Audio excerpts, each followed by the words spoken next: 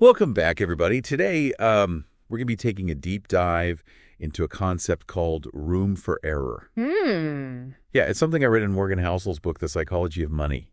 Oh, yeah, that's a good one. Yeah, and it's really got me thinking differently about everything. It really is such a powerful idea, isn't it? Yeah. I mean, just that acknowledgement of like uncertainty Yeah. and how planning for things to go wrong can actually make us so much more successful. Not just with finances, but just like beyond. Totally. Like, okay, so picture this, right? Okay. You're driving down a winding road. Mm-hmm. You're not going to be driving, like, right next to the guardrail, are you? Oh, God, no. Like, you leave a little space. Yeah. You got to have that space just in case you need to swerve or Exactly. something you don't know, a deer runs out or something. Totally. That's room for error. Exactly. Like that buffer zone. Yeah. You know, that margin for those unexpected events. And Housel, he really believes that we need that same kind of cushion Yeah. in our, financial lives and like when we're making decisions and stuff. Yeah, so let's get specific. One of the examples that he uses in the book is blackjack card counting. Oh, interesting. Yeah. Why blackjack? So he uses that as an example to kind of point out that even when you can calculate the odds, Right. like if you're a skilled card counter, Mm-hmm. there's still a chance that things won't go the way that you planned. Sure. You could hit a bad streak, even if you're statistically like you're going to win in the long run, right? Right. You could still lose. Totally. And I think that just highlights like how much uncertainty there is in like everything we do. Yeah. It's like even when we think we have an edge, right? It's like you can have these unexpected events that just totally derail everything. Yeah. Even the best laid plans. Yeah, and he quotes Kevin Lewis in the book, Okay. who is a successful card counter, Mm-hmm. who was part of that MIT blackjack team. And the quote is, although card counting is statistically proven to work, it does not guarantee you will win every hand, let alone every trip you make to the casino. Right. We must make sure that we have enough money to withstand any swings of bad luck. I love that. Yeah. I mean, even the experts Yeah. in a field where they can like seemingly, control the odds, Right. even they understand the need for that financial buffer, Yeah. that room for error. Yeah.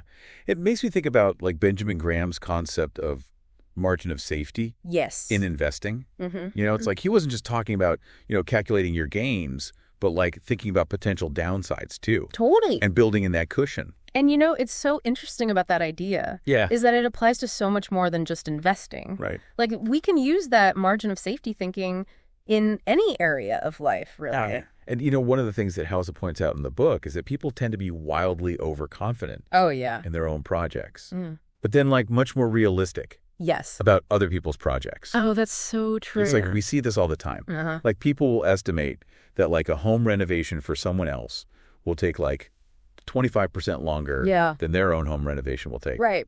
But then when it's their project, they're like, oh no, it'll be on time, on budget. Exactly. Yeah, it's classic optimism bias. Totally. And it's not just renovations, it's career goals, business plans, even relationships. Oh, yeah. All of it. We underestimate the potential for things to go wrong, Right.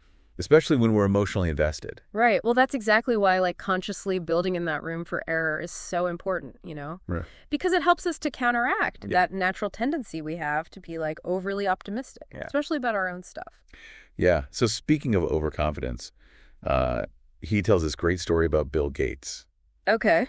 Like even with like all the early success that Microsoft was seeing, Bill Gates insisted on having a year's worth of payroll Wow. in the bank, just in case we didn't get any payments coming in. That's wild. I mean, even someone like Bill Gates, who, is known for his calculated risks and his vision, even he understood the importance of preparing for things not going to plan. Yeah. Like that financial buffer was his room for error. It's interesting, too, to compare him to someone like Warren Buffett, Yes. who, runs Berkshire Hathaway with like a huge cash reserve. Mm-hmm. They both seem to grasp that Yeah. even with brilliant strategies, you need that cushion to weather unforeseen circumstances. Yeah, it speaks to a certain level of wisdom, doesn't it? Yeah. To like recognize that no matter how much control you think you have, there's Right. always going to be some degree of uncertainty. Totally. So if room for error is so beneficial, then why do so many people avoid it? That's the question, isn't it? Yeah. And Halsey highlights a couple of key reasons, Okay. and I think they're really insightful. I'm curious to hear them. Yeah. So first off, there's this like deeply ingrained belief that someone must know what the future holds. Right. Right. So we try to convince ourselves that we can predict it too. Right. It's like the illusion of certainty. Yeah. But it's like admitting you don't know the future is actually the first step to really preparing for it effectively. Yeah. The second reason, I think this one's even more fascinating. Okay.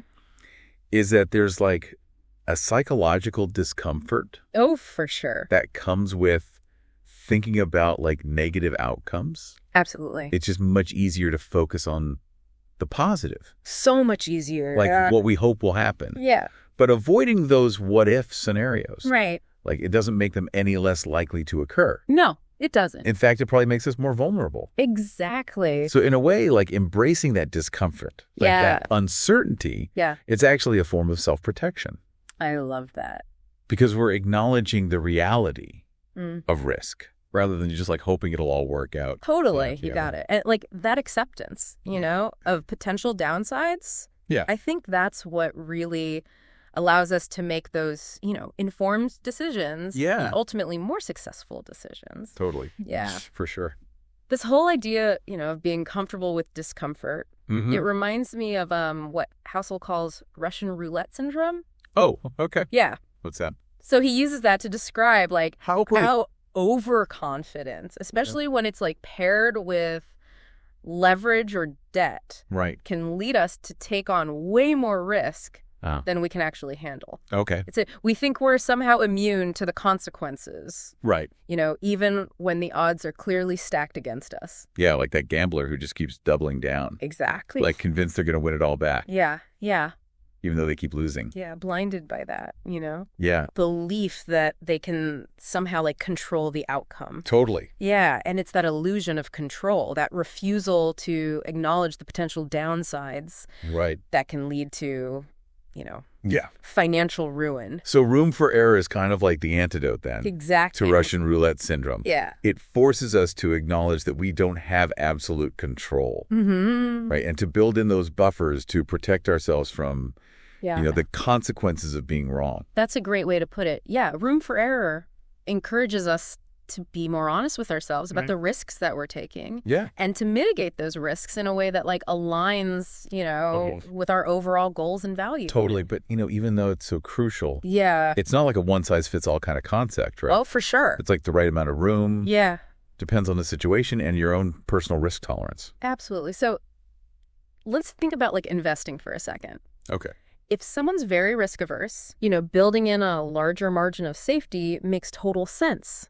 Right. But if you're young and you have a longer time horizon, you might be more comfortable taking on a little bit more risk. Yeah. What about like career changes? Oh, yeah. Sometimes you need to take a leap of faith, even if it means, embracing some level of uncertainty. Right. It's like those moments where calculated risk-taking becomes essential for growth. Right. It's about finding that balance. Exactly. Between being cautious and being bold. Totally. Protecting yourself, but also allowing yourself to seize opportunities. For sure. So it's not about avoiding all risk. Right.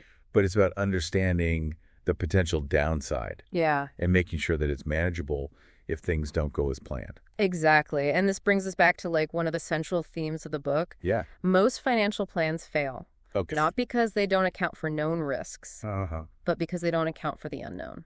The things that we simply can't anticipate. It's like trying to drive across the country using only a map of your own neighborhood. Ooh, I like that. Yeah. You might get off to a good start, but you're going to run into some serious roadblocks. Exactly. And those roadblocks, they can come in so many forms. Yeah. Sudden job loss, health crisis, global pandemic, even something as seemingly trivial as, those mice that got into the wiring of the German tanks during World War II. Oh, yeah. Housel uses that story to illustrate how even meticulous planning, can't account for every possibility. Right. So if we can't predict the future, how do we plan for the unknown? Yeah. It feels kind of paradoxical. It is a bit of a paradox, but I think the key is to build in flexibility and adaptability to our plans, whatever they may be. Got it. So instead of trying to create like a rigid step-by-step roadmap, we should focus more on creating like a fluid framework that allows us to kind of adjust as we go. So less about having like a fixed destination. Yes. More about having like a compass Exactly. that can guide us in the right direction, even when the terrain changes. Think of it like having like a set of guiding principles rather than like a strict set of rules. Okay. The principles remain constant, but the way we apply them, might need to evolve as circumstances change. And that same idea can be applied to our finances too. Right. Instead of trying to predict like the exact return on our investments or like mapping out our expenses down to the penny. Right. It's more about having emergency funds, diversifying our income, just generally creating a financial ecosystem that can withstand like unexpected shocks. Exactly. It's about building a foundation that's strong enough to weather any storm. Right. Rather than constructing a house of cards that could just topple over at the slightest breeze. That makes total sense. And that leads us back to a question we kind of touched on earlier. Okay. Where does this concept of room for error work best? And where might it not be like the ideal approach? Yeah. We talked about investing in careers. What other areas come to mind? Well, let's think about something that's central to like all of our lives. Relationships. No matter how strong of a bond you have with someone, there's inevitably going to be disagreements, misunderstandings, even conflicts. So having room for error in a relationship would mean like what? Yeah. Being more forgiving. Yeah. Having like more realistic expectations. All of that and more. Okay. It's about recognizing that people are inherently imperfect, including ourselves. Right. And that relationships require ongoing effort, communication, a willingness to kind of work through challenges together. So it's like building in that cushion of empathy and understanding so that the relationship is less likely to like fracture when those inevitable bumps in the road happen. Exactly, because just like in our finances, we can't control every aspect of a relationship. Right. We can't prevent disagreements or hurt feelings, but we can control how we respond to those challenges. Right. And having that room for error allows us to approach those difficult moments, with more compassion, patience, and grace. So it's like giving each other the benefit of the doubt. Yes. Assuming good intentions. Understanding that we all make mistakes. Absolutely. And, that same principle can be applied to our own personal growth and development. How so? Well, we often set these incredibly high expectations for ourselves. Yeah. And when we inevitably fall short, we can be incredibly hard on ourselves. It's like we forget to give ourselves that same room for error that we might extend to other people. Yeah, we expect perfection from ourselves. Right. Which is, of course, an impossible standard. And that can lead to, self-criticism, self-doubt, a fear of taking risks. Right. Because we're so afraid of failing. So incorporating room for error into our personal growth journey would mean being kinder to ourselves when we mess up. Yes. Recognizing that setbacks are a part of the process. Absolutely. It's about embracing those imperfections as opportunities for learning and growth, rather than seeing them as evidence of our inadequacy. Like shifting from a mindset of, I have to get it right all the time, to like, I'm going to make mistakes, and that's okay. Exactly. I'll learn from them and keep moving forward. Yeah, it's about cultivating that self-compassion. Yeah. Recognizing that setbacks are inevitable and allowing ourselves the space to stumble without losing sight of like the bigger picture. That's such a powerful insight. Yeah. It's like giving ourselves permission to be human, to be imperfect, to learn and grow from those imperfections. Yes. And, that's what makes Housel's work so compelling. He's not just giving us financial advice. Right. He's offering a framework for thinking about risk, uncertainty, success, in a way that applies to, like, all areas of life. It's a philosophy for navigating the world. Yeah. With more wisdom, resilience, and, dare I say, what? More joy. I love that. More joy. Yeah. Because when we release that pressure to be perfect, right, when we embrace uncertainty as a natural part of life, we create space for more creativity, more spontaneity, and yes, more joy. It's interesting, right? Like this whole conversation about room for error. Yeah. It kind of ties back to that discomfort that we were talking about before, when we acknowledge uncertainty. Right. And like embrace that room for error. It is fascinating, isn't it? Like we're so conditioned to seek certainty, to want to control every outcome, that just the idea of embracing the unknown can feel unsettling. Totally. Yeah. But like we've been saying, that discomfort can actually be a catalyst for growth. Absolutely. It forces us to confront our limitations, challenge our assumptions, and ultimately make more informed, resilient choices. And I think one of the most powerful ways to cultivate that comfort with discomfort is to kind of shift our perspective on failure. This is something Housel talks about in the book too, right? Yes. He encourages us to see failures not as endpoints, but as data points. Exactly. Each setback, each mistake, it provides valuable information that can help us course correct, refine our strategies, and ultimately become more successful in the long run. It's about reframing failure as a learning opportunity. Yeah. A chance to iterate and improve. Totally. Rather than something to be ashamed of or avoided at all costs. It's like that famous Thomas Edison quote, I haven't failed. I've just found 10,000 ways that won't work. It's a testament to the power of persistence. Yeah. Of embracing those failures as stepping stones to eventual success. So as we kind of wrap up this deep dive into room for error, I'm curious, is there any area where this concept just doesn't apply? That's a great question. We've talked about finances, careers, relationships, personal growth. It's tempting to say that room for error is universally applicable. Yeah. And in many ways it is. But I think there are certainly situations where a more calculated, precise approach might be necessary. What kind of situations are we talking about? We'll think about something like surgery or engineering, where precision and accuracy are paramount. You don't want a surgeon leaving too much wiggle room when they're operating. Right.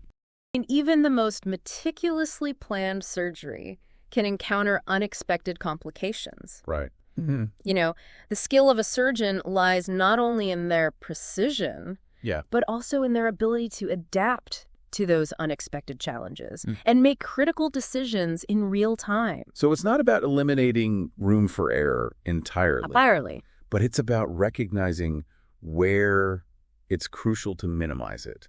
And where it's beneficial to embrace it. Exactly. It's about finding that balance. Right. That sweet spot.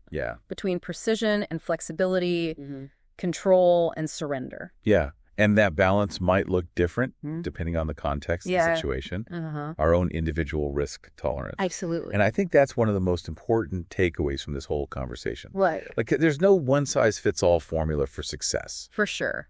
It's about understanding these principles, like room for error, and then applying them thoughtfully and strategically to our own unique lives. I couldn't agree more. It's about being mindful, being adaptable, and ultimately being comfortable with the fact that we don't have all the answers. That life is full of surprises, and that's okay. So as we wrap up, let's turn it back over to you, the listener. What resonated with you most in this conversation? Where do you see the potential to incorporate more room for error into your own life?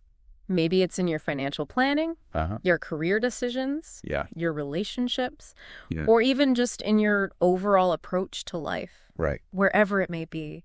We encourage you to embrace the unknown, to allow for those inevitable twists and turns, and to see those unexpected detours not as failures, but as opportunities for growth, learning, and perhaps even a little bit of adventure.